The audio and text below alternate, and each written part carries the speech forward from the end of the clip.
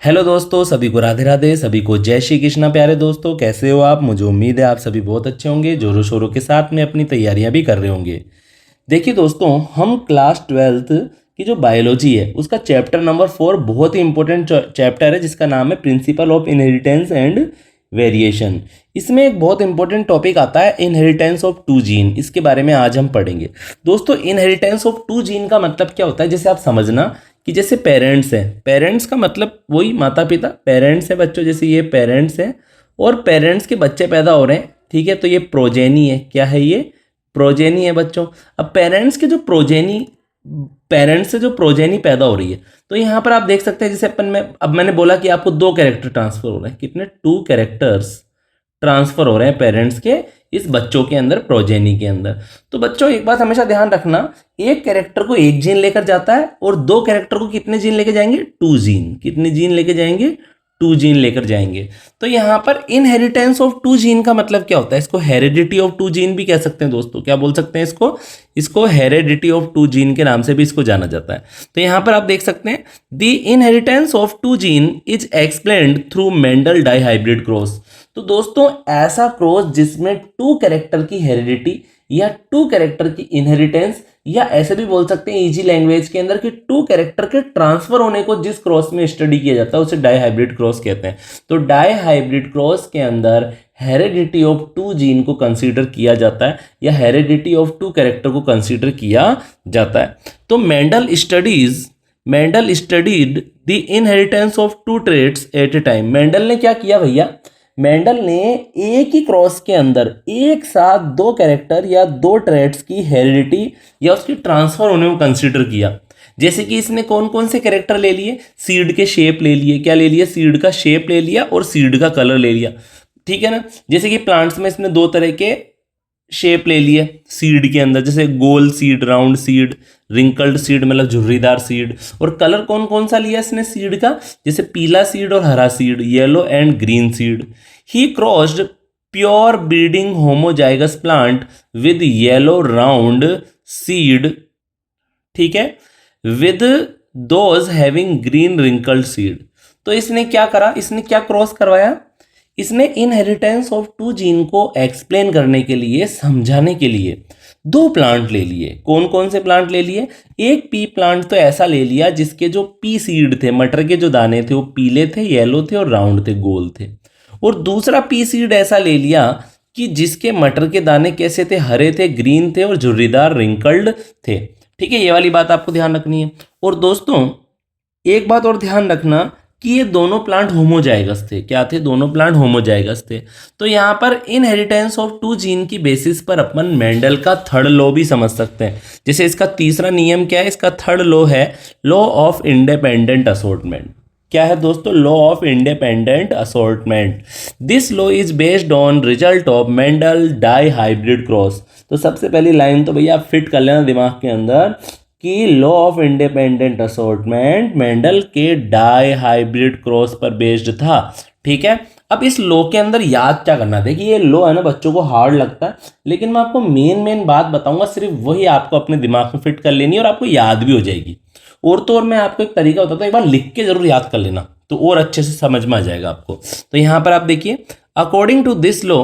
अब ये तुम अकॉर्डिंग टू दिस तो लिखो तो भी चलेगा, क्योंकि इंग्लिश ग्रामर का तो है नहीं टेस्ट या एग्जाम, तो आप ये अकॉर्डिंग टू दिस लॉ लिखो तो भी चलेगा, नहीं लिखो तो भी चलेगा। मेन बात तो क्या है यहाँ पर कि if 2 or more than 2 contrasting character, एक सेकेंड इंपॉर्टेंट है तो रेड से कर देते हैं इसको, कि if two or more than 2 contrasting characters are considered, then there is not any effect of inheritance of one character on the inheritance of another character और एलील, ठीक है। तो यहाँ पर एक बात आप ऐसे याद कर लेना कि एक कैरेक्टर की, जब एक साथ 2 कैरेक्टर की हेरिडिटी होती है, जब एक साथ एक जनरेशन से नेक्स्ट जनरेशन के अंदर या फिर पेरेंट से प्रोजेनी के अंदर जब एक साथ 2 कैरेक्टर की हेरिडिटी होती है, तो एक कैरेक्टर की हेरिडिटी पर अदर कैरेक्टर की हेरिडिटी का कोई इफेक्ट नहीं पड़ता है। दोस्तों हेरिडिटी मतलब वो उसका सिनोनिम सही है, किसका? इनहेरिटेंस का। तो तुम ये मत सोचना सर ये हेरिडिटी क्या होती है, इनहेरिटेंस को शॉर्ट में हेरिडिटी भी बोल सकते हैं,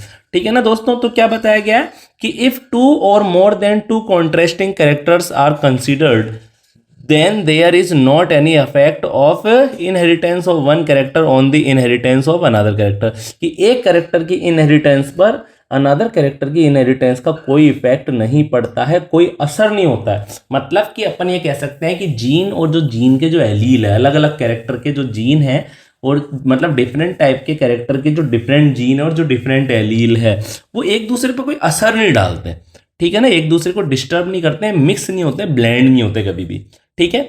और आप ऐसे भी याद कर सकते हैं कि allele of each character are not only separate but allele of different character behave independently. या आप सिर्फ ऐसे भी याद कर, तो देखो एक लाइन तो आपके याद कर लेना, क्या आप ऐसे याद कर लेना कि देयर इज, यहां से याद कर लेना शॉर्ट में बिल्कुल, there is not any affect of inheritance of one character on the inheritance of another character. बस इतना से याद करना है, बताइए याद कर लोगे आप।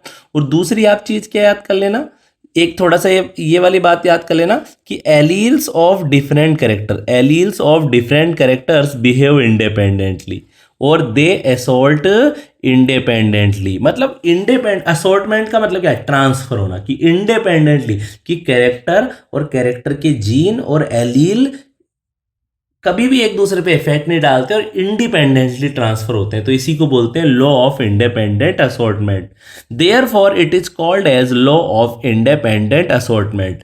देखो चलो हम इसको एक एग्जांपल के द्वारा समझ लेते हैं दोस्तों। तो एग्जांपल आप देखिए यहाँ पर, एग्जांपल कि मेंडल ने है ना हेरिडिटी ऑफ टू जीन या लॉ ऑफ इंडिपेंडेंट असॉर्टमेंट को एक्सप्लेन करने के लिए, समझाने के लिए एक क्रॉस किया, डाई हाइब्रिड क्रॉस किया, ठीक है। इसने क्या करा, एक पी प्लांट ले लिया जिसके जो सीड थे ना, सीड वो येलो और राउंड थे, मतलब एक मटर का पौधा ऐसा लिया जिसके बीज है ना पीले और गोल थे, और दूसरा पी प्लांट ऐसा लिया जिसके जो बीज थे ना, जो सीड थे वो ग्रीन और रिंकल्ड थे।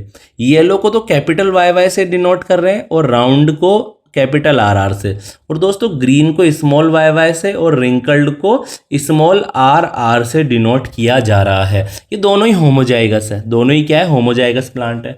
अब क्या करेंगे, गैमेट बना देते हैं। भैया यहाँ पर गैमेट बना दीजिए आप। ये जो येलो राउंड है ना बेटा, ये जो येलो राउंड प्लांट है, ये येलो और राउंड वाला, इसके आप गैमेट्स बनाइए। तो इसका देखो ये वाई है ना, तो एक कॉमन ले लो, यहाँ पर वाई आ गया, कैपिटल वाई।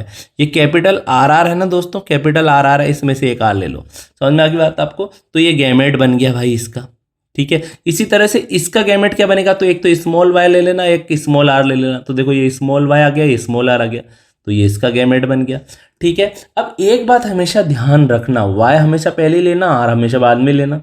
वैसे आर पहले भी ले सकते हो, लेकिन कंफ्यूज क्यों होना, पहले वाई ले लो फिर आर ले लो तो अच्छा रहेगा। और हमेशा एक बात ध्यान रखना, पहले हमेशा वाई आएगा, बाद में हमेशा आर आएगा, और पहले हमेशा कैपिटल आएगा, बाद में स्मॉल आएगा। बस ये नियम दिमाग में फिट कर लो कि पहले वाई बाद में आर, पहले वाई बाद में आर, और पहले कैपिटल और बाद में स्मॉल, ठीक है दोस्तों। अब यहाँ पर आप देखिए, अब यहाँ पर ये जो दोनों गैमेट है, ये वाला गैमेट और जो ये वाला गैमेट है, ये जब फ्यूज हो जाएंगे तो F1 जनरेशन बन जाएगी। इस P जनरेशन है, ये पेरेंटल जनरेशन है। पेरेंटल जनरेशन से कौन सी जनरेशन मिली, F1 जनरेशन।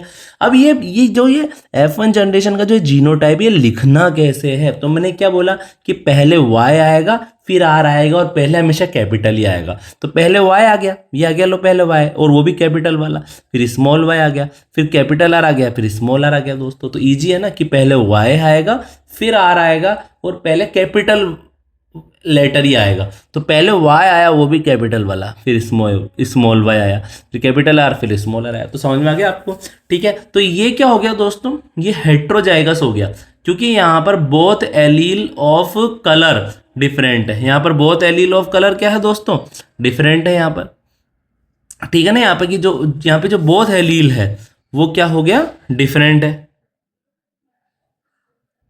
ठीक है। यहाँ पर आप देख सकते हैं कि जो ये बोथ एलील है, ये वाई वाला और ये वाई और ये कैपिटल आर स्मॉल आर, तो डिफरेंट है। तो ये अपन बोल सकते हैं कि ये हेट्रोजाइगस येलो राउंडेड है F1 जनरेशन के अंदर। अब अपन क्या कर लेते हैं, यहाँ पर अपन है ना अब यहाँ पर अपन इस F1 जनरेशन में गैमेट्स बनाएंगे। तो गैमेट्स बनाने के लिए रफली आप यहाँ पर ऐसे समझ लेना कि ये वाई ले लेना, फिर ये स्मॉल वाई ले लेना, कैपिटल आर ले लेना, स्मॉल आर ले लेना। फिर क्या करेंगे अपन, यहाँ पर आप देखिए, यहाँ पर इस तरह से, तो ये बन गया कैपिटल वाई कैपिटल आर, फिर ये बन गया कैपिटल वाई स्मॉल आर, फिर ये बन गया स्मॉल वाई कैपिटल आर, फिर ये बन गया स्मॉल वाई स्मॉल आर। तो ये 4 तरह के गैमेट हमें मिले, जो ये रहे capital Y capital R, capital Y small R, small Y capital R, small Y small R. अब अपन क्या करेंगे, सेल्फ पॉलिनेशन करवा लेंगे। सेल्फ पॉलिनेशन का मतलब क्या होता है, या सेल्फ फर्टिलाइजेशन भी बोल सकते हैं। तो इसका मतलब क्या है यहाँ पर कि इन्हीं गैमेट्स को आप मेल गैमेट भी मान लेना और इन्हीं गैमेट को आप फीमेल गैमेट भी मान लेना। अब यहाँ पर आप एक बॉक्स बनाना है ऐसा, देखो वैसे यहाँ पे साइड में बना हुआ है, लेकिन मैं फिर भी आपको एक रफली बता रहा हूँ कि ऐसा आप एक बॉक्स बनाना। और इस बॉक्स के अंदर क्या ध्यान रखना, पहली बात तो एक लाइन यहाँ ऐसे खींचना और एक लाइन आप यहाँ ऐसे खींचना और यहाँ ऐसे खींच लेना कोने में। यहाँ पर आप फीमेल गैमेट को ऐसे डिनोट करोगे और मेल के लिए ऐसे, ठीक है। तो फीमेल में ऐसे होता है, नीचे चोटी लटकी रहती है फीमेल में, तो ये फीमेल गैमेट हो गया। और मेल गैमेट का साइन क्या हो गया, ये वाला हो गया। तो ये बना हुआ, देखो ये बना हुआ यहाँ पर, कोई दिक्कत ही नहीं है इसमें। कोई दिक्कत है क्या आपको? कोई दिक्कत नहीं है, ये वाली बात हो गई, ठीक है। अब क्या करना, गैमेट कितने हमारे पास में, 1 2 3 4 है। तो 1 2 3 4, तो 4 के अंदर इसको डिवाइड कर लेना। और ये जो नीचे से भी आप इसको 4 में डिवाइड कर लेना, 1, ठीक है, 1, ये 2, ये 3 और ये 4, ठीक है। तो ये इस तरह का आपको एक बॉक्स मिल जाएगा। तो आई होप आपको ये वाली बात तो समझ में आ गई, ठीक है ना। अब मैं आपको समझाता हूँ आगे क्या करना है आपको। तो अब यहाँ पर आप क्या कर सकते हैं, यहाँ पर ये जो 4 गैमेट है इनको यहाँ पर भी लिख देना, और ये जो 4 गैमेट है इनको यहाँ पर भी लिख देना, ठीक है। अब तुम क्या करना, एक बात ध्यान रखना कि सबसे पहले तो प्यारे बच्चों तुम क्या याद करना कि ये एक ले लेना, ये वाला फर्स्ट वाला, ठीक है। ये मेल गैमेट है और ये सारे के सारे फीमेल गैमेट है। अब ये एक मेल इन चारों फीमेल के घर जाएगा, ठीक है। फिर ये दूसरा वाला मेल इन चारों फीमेल के घर जाएगा, फिर तीसरा वाला मेल जाएगा, फिर चौथा वाला मेल गैमेट इन चारों फीमेल गैमेट के घर जाएगा। तो मुझे नहीं लगता कि आपको क्या कन्फ्यूजन रहेगा यहाँ पर। आप तो अब यहाँ पर देखिए, ये जो मेल गैमेट है, ठीक है, ये इस फीमेल गैमेट के पास गया। तो मैंने क्या बताया था कि पहले हमेशा वाई लिखना, फिर आर लिखना, और पहले हमेशा कैपिटल फिर स्मॉल लेना। तो यहाँ पर देखिए, ये वाई वाई, ये आ गया वाई वाई, ये आर आर, ये आ गया कैपिटल आर आर, ठीक है। फिर तुम है ना आगे चलना है ऐसे, ठीक है। अब ये वाला गैमेट है ना, ये वाला, इसको तुम इधर ले जाना, इधर इसके पास में। तो क्या आया इधर, आप देखिए ध्यानपूर्वक, एक सेकेंड। तो यहाँ पर आप देखिए ध्यानपूर्वक कि ये हो गया कैपिटल वाई, ये हो गया कैपिटल वाई, ये रहा कैपिटल वाई वाई, ये कैपिटल आर, ये स्मॉल आर, ये हो गया कैपिटल आर स्मॉल आर। फिर इसको तीसरे वाले के पास ले जाओ। तो जब इसको तीसरे वाले के पास ले जाओगे तो क्या आया, कैपिटल वाई, एक सेकंड इसको थोड़ा मिटा देते हैं क्योंकि ज़्यादा हो गया है। तो ये हो गया कैपिटल वाई, ठीक है ना। क्या हो गया, ये कैपिटल वाई, और ये हो गया स्मॉल वाई। तो ये आ गया कैपिटल वाई स्मॉल वाई, ये आ गया कैपिटल आर कैपिटल आर, ये आ गया कैपिटल आर कैपिटल आर। इसी तरह से इसको इसके पास ले जाइए। तो देखिए capital Y small Y capital R small Y, तो ये आ गया capital Y small Y capital R small R. तो दोस्तों जब ये हो गया हमारा पहला गैमेट वाला काम, ठीक है ना। अब यहाँ पर आप दूसरे वाले को देखिए। तो दूसरे वाले को जब आप इधर ले जाके देखिए, तो इसके पास capital Y capital R small R, तो ये आ गया capital Y capital R small R. फिर इसको इस दूसरे वाले के पास ले जाइए। तो यहाँ पर क्या है, capital Y small R small R. फिर इसको इस तीसरे वाले के पास देखिए आप ले जाकर, तो क्या आएगा यहाँ पर, ठीक है। तो क्या आएगा यहाँ पर, capital Y capital R small R. और फिर इसको इसके पास में ले जाइए। तो यहाँ पर आप देख सकते हैं कि सब कुछ ही स्मॉल है, बस इस कैपिटल वाई को छोड़कर। तो क्या हो गया यहाँ पर, कैपिटल वाई स्मॉल आर, ठीक है। इसी तरह से अपन इसको इसके पास ले जाते हैं। तो क्या बना यहाँ पर, आप खुद देखिए, इसको और इसको, एक सेकेंड बताइए बच्चों, इसको और इसका क्या बनेगा यहाँ पर, capital Y small Y capital R बनेगा। चलो इसका और इसका क्या बनेगा सेकंड वाले का, तो ये बनेगा कैपिटल वाई स्मॉल वाई, ये बन गया कैपिटल वाई स्मॉल वाई, और ये बन गया कैपिटल आर स्मॉल आर, ठीक है। फिर बताइए इसका और इसका क्या बनेगा, ठीक है। तो यहाँ पर बनेगा स्मॉल वाई कैपिटल आर, तो ये बन गया स्मॉल वाई कैपिटल आर। अब इसको इधर ले जाइए। तो क्या बन जाएगा यहाँ पर बन जाएगा बच्चों small Y capital R small R, ठीक है ना। तो आई होप आपको ये सारी बातें समझ में आई गई, ठीक है ना। अब अपन देखते हैं आगे क्या होगा। तो यहाँ पर अब आप देख सकते हैं, यहाँ पर अब ये लास्ट वाला बच्चा है, ये लास्ट वाला इस फर्स्ट वाले के पास जाएगा, और लास्ट लाइन में लिखना है इन सबको, ठीक है ना। तो ये देखो ये इधर गया, तो ये क्या आया देखो, capital Y small Y capital R small R, तो ये आ गया capital Y small Y capital R small R. फिर इसको सेकंड वाले के पास ले जाओ, तो ये आया capital Y small R small R, capital Y small R, ठीक है ना। फिर इसको थर्ड वाले के पास ले जाइए, तो ये आया small Y capital R small Y capital R small R आ गया। फिर इधर आप देखिए यहाँ पर ये स्मॉल वाई स्मॉल आर ये आ गया। तो आई होप ये आपको टेबल बनाना तो समझ में आ गई दोस्तों, ठीक है। तो दोस्तों मुझे उम्मीद है आपको ये समझ में आया होगा जो हमने आज ये लॉ ऑफ इंडिपेंडेंट असॉर्टमेंट देखा है। अब नेक्स्ट क्लास के अंदर मैं आपको क्या पढ़ाऊंगा, नेक्स्ट क्लास के अंदर मैं आपको पढ़ाऊंगा genotype and phenotype of law of independent assortment, या genotype and phenotype of Mendel third law, और हम पढ़ेंगे टेस्ट क्रॉस। अभी मैं इसलिए नहीं बता रहा हूँ क्योंकि मैं नहीं चाहता वीडियो बहुत ज़्यादा लंबा हो जाए दोस्तों। तो मिलते हैं नेक्स्ट क्लास के अंदर, सभी को राधे राधे, सभी को जय श्री कृष्णा दोस्तों।